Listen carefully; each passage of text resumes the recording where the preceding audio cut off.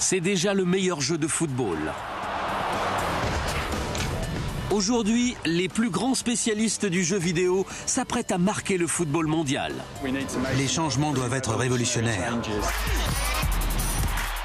400 experts, des fonctions jamais vues et une technologie qui gomme les frontières entre virtualité et réalité. Les gens vont halluciner. Ils ont 12 mois pour le réaliser. Nos délais sont très courts. Nous allons rentrer au cœur de la Mega Factory EA Sports à Burnaby, au Canada, où cette équipe de classe mondiale est sur le point de transformer le sport le plus populaire du monde.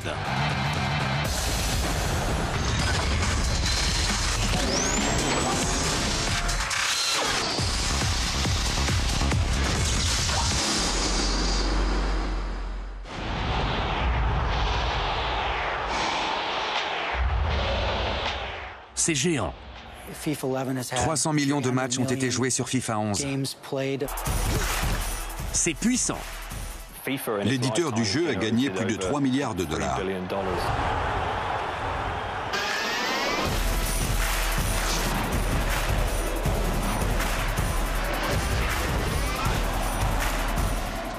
Mais FIFA 11 va bientôt perdre son titre mondial. Après 2 décennies, ce jeu vidéo de foot va connaître la plus grande transformation de son histoire. Cette année, il y a une révolution et des innovations dont je n'aurais jamais rêvé avant.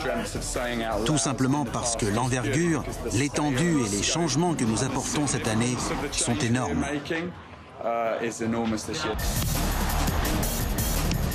Plus qu'un simple relooking, c'est une révolution du gameplay de FIFA 12. Le défi, Créez un jeu qui ne vous dit pas comment jouer, mais que vous pouvez prendre en main et pratiquer comme bon vous semble.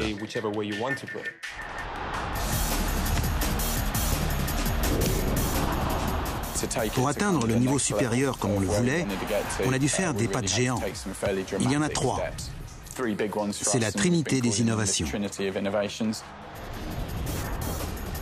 tout d'abord, un système de contact entièrement revu. Appelé moteur de contact, ce système ultra sophistiqué utilise la physique pour reproduire de manière réaliste les contacts entre joueurs. Le moteur des contacts est l'une des plus importantes fonctions de cette nouvelle version. Il gère les interactions des joueurs en contact. Ensuite, le perfectionnement des dribbles.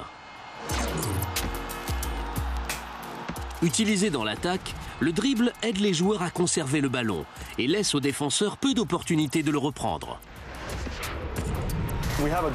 On avait un système de dribble, mais on l'a rendu plus sophistiqué. Et ce contrôle, c'est le dribble de précision.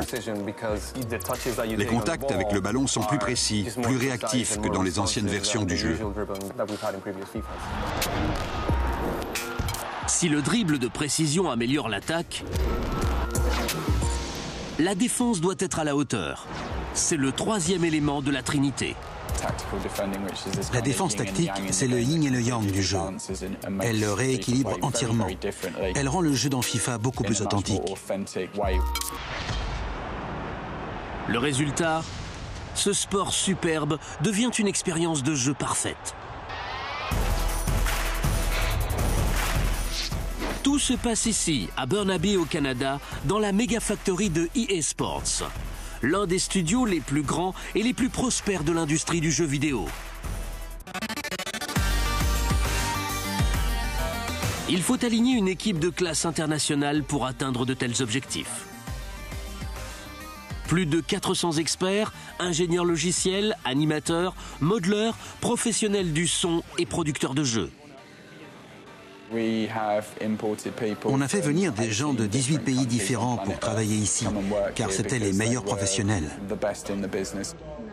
À la tête de cette équipe, 3 des meilleurs producteurs de jeux vidéo.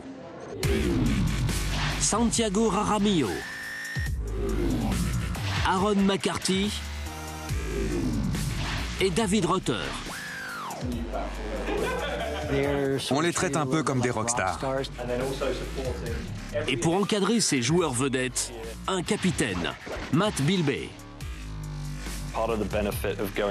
Quand on produit l'un des meilleurs jeux vidéo du monde, on a l'avantage de disposer des meilleurs professionnels, des meilleurs contrôles et des bonnes procédures pour éviter d'entendre un jour « Oh mon Dieu, on a oublié de placer le ballon dans le jeu ».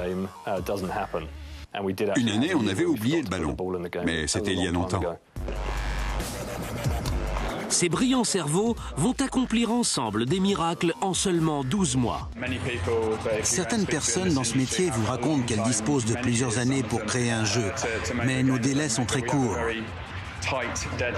Ça nous oblige à rester concentrés et actifs. On ne s'ennuie jamais. C'est vrai qu'on ne dort pas beaucoup.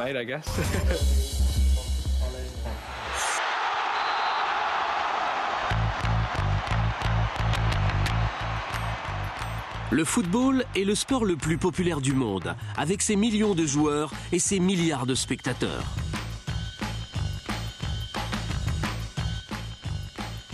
Pour ses nombreux fans, ce n'est pas un simple sport. C'est une obsession. On dit que le football est une religion mondiale. Je suis assez d'accord. Quand le véritable match s'achève, il ne reste plus qu'à aller sur FIFA. Après mon but avec un ciseau retourné contre Manchester City, j'ai joué en ligne avec Jolyon Lescott. Wayne m'a appris à jouer, mais l'élève a dépassé le maître. Je l'ai battu 6-0. Je l'ai facilement battu. C'était une super journée sur le terrain et sur l'ordinateur. Aaron Leonard et John Terry peuvent témoigner que j'ai battu Wayne Rooney. Les pros ne sont pas les seuls à entrer dans le jeu. On permet aux joueurs de revivre leurs rêves, d'entrer dans leur équipe. On voit par exemple, après un match qui s'est mal passé, quand votre équipe a perdu, des personnes se retrouver pour rejouer le match sur FIFA pour changer le résultat. Quand Flamengo a perdu en Coupe du Brésil, j'ai foncé sur FIFA 11 pour gagner le match. Mon cœur appartient à Flamengo.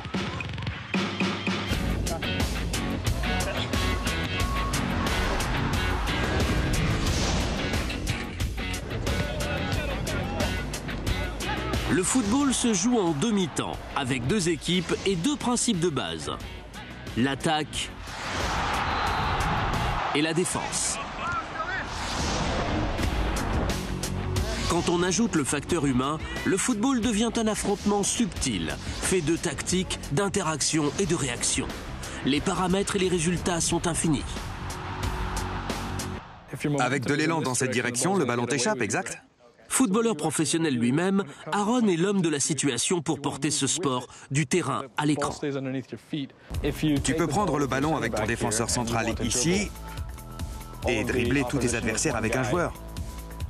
Mais aucun footballeur ne ferait ça, car il dégarnirait cette zone de son défenseur central. Si je perds le ballon, il contre-attaque. Un footballeur dirait « Mon défenseur central n'est pas fait pour monter en dribblant. Je vais passer, faire tourner le ballon, attendre le bon moment. Je vais passer le ballon aux joueurs de mon équipe qui sont forts. Comme j'ai choisi Barcelone, ils sont tous forts. » Les versions précédentes du jeu n'atteignaient pas ce niveau tactique. Voici FIFA 11. Je vais vous montrer précisément ce qu'on voulait changer dans le jeu cette année. Je passe la balle aux adversaires et vous voyez tout de suite que la seule chose que j'ai à faire en défense, c'est d'appuyer sur A. Mon joueur court automatiquement sur la balle et tacle. Ce n'est pas vraiment passionnant de passer la moitié de la partie à attendre de récupérer le ballon. Cette nouvelle trinité d'innovation dans le gameplay modifie radicalement ce comportement. Mais pour fonctionner, ces grandes idées doivent passer du terrain à l'ordinateur. Tout commence avec l'ingénieur logiciel Dominique Bouchard. Quand vous utilisez votre manette, quand vous appuyez sur un bouton, il faut transformer ça en action sur le terrain. Ce labyrinthe informatique est parcouru à la vitesse de la lumière. Il faut prendre ces décisions en moins de 3 millisecondes pour ne pas interrompre le jeu. Premier travail de Dominique, entrer les données physiques des joueurs. Pour gagner un match de foot, il faut conserver le ballon.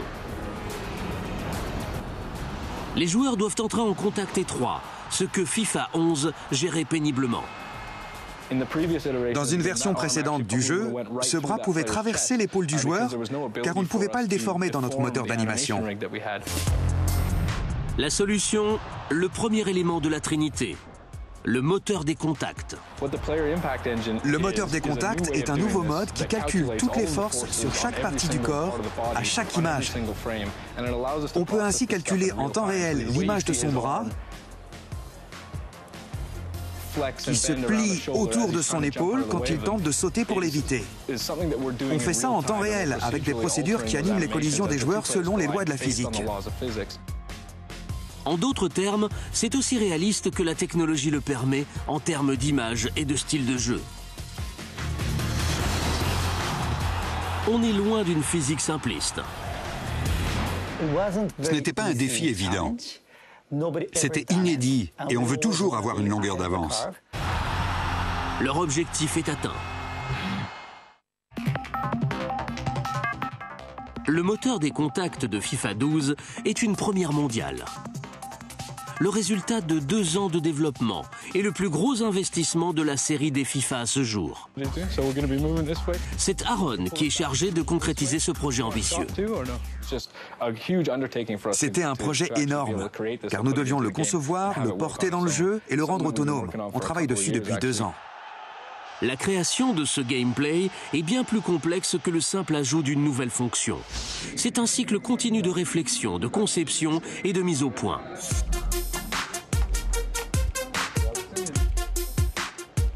Le passage de la théorie à la pratique nécessite des données issues du monde réel. Tout commence ici, au studio de capture de mouvement d'EA Sports, le mocap. On fait venir des sportifs ici pour capturer des animations qui deviendront la partie visuelle du jeu. S'il y a quelqu'un ici, tu gardes le ballon. Aujourd'hui, les joueurs sont Davide Cumiento et Camillo Sanvezzo de l'équipe des Whitecaps de Vancouver. Notre équipe a presque 40 ans. Elle a été créée en 1974 et cette année, nous sommes entrés en Ligue nord-américaine. Ces 2 joueurs sont des virtuoses du ballon sur le terrain. Mais dans un studio, les choses sont très différentes. C'est pourquoi le mocap reproduit l'environnement d'un terrain. Le responsable de l'infographie, Ryan Yetanen, arbitre cette partie. Le gazon nous apporte un contact réaliste du pied. Quand je cours sur de l'herbe, l'impact n'a rien à voir avec celui du polystyrène, du béton ou même du contreplaqué. Parfait, parfait. On obtient un réalisme non seulement des pieds, mais aussi de tout le corps. Une chose manque pourtant de réalisme. Leur équipement. Ils ne portent pas leur tenue habituelle.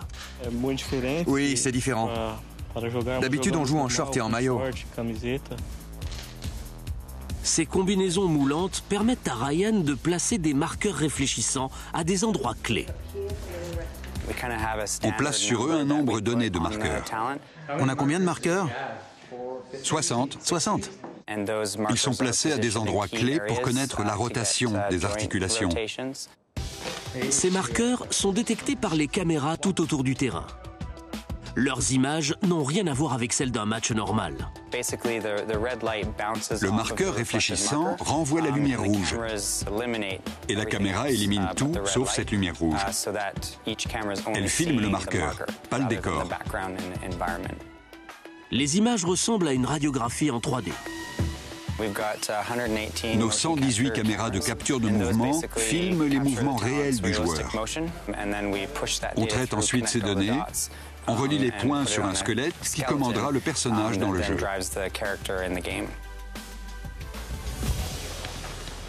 Une fois les joueurs habillés et équipés, mets-moi la pression, comme dans un match.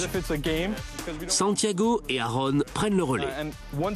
Après 4 ou 5 secondes, au signal de Santiago, tu te retournes, tu bouges et tu tires le plus fort possible.